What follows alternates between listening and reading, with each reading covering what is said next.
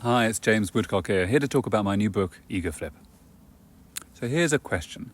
What would be the most important measure of leadership performance that you could possibly make, and how would you do that? Well, it turns out it's something that no one's currently measuring, and that's egodynamics. So to understand egodynamics, we have to start not with facts, not with figures, but with feelings.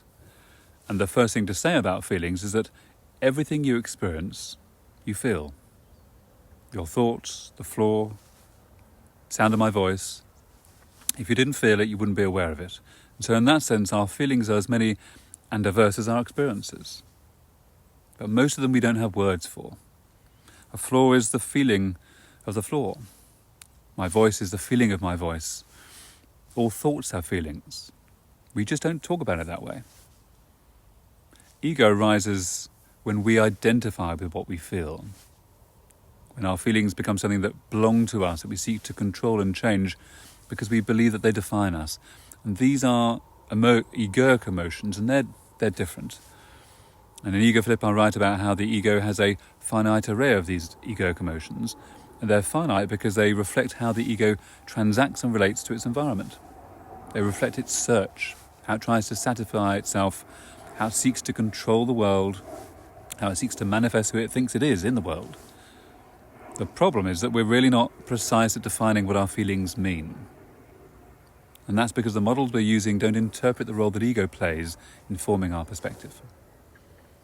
Egodynamics, however, is the first universal framework for precisely describing how we self-identify through our egoic thoughts and feelings, as a basis for better understanding how we think, feel and act, and the role that ego plays in our lives. It describes the relationship between what I call 36 different egoic states. Each is defined by a governing thought, so our egoic belief, and an egoic feeling.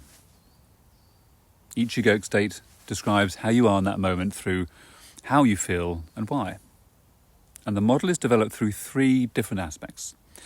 The first of these is locus of control. So when you look at ego and how it shows up, it depends on whether we believe we can control those events in the world around us or not. For example, it leads either to compulsive action, what I call fast ego, or compulsive inaction, or passive ego. And they reflect differing perceptions of time and change. So with fast ego, the world is not moving fast enough. They're always reaching beyond this moment to pursue the next achievement, the next validation. But in contrast, for individuals with passive ego, the world feels out of control, and so they feel compelled to step back from it. So that's locus of control. Second aspect, there's also the perceived subject-object relationship. So between the subject of self, the one who's seeking, and a perceived objective function. So within experience, they're typically a person, but not always. And thirdly, there's the perceived relative degree of separation or resistance from the perceived objective reality. In other words, how much ego needs experience to fulfill itself. And modelling these relative degrees of separation reveals that there's a natural sequence that describes the minimum change in attention required to transition between these different egoic states. And it's from this that we can drive through egodynamics a new measure for leadership performance, which I call the attachment quotient, or AQ.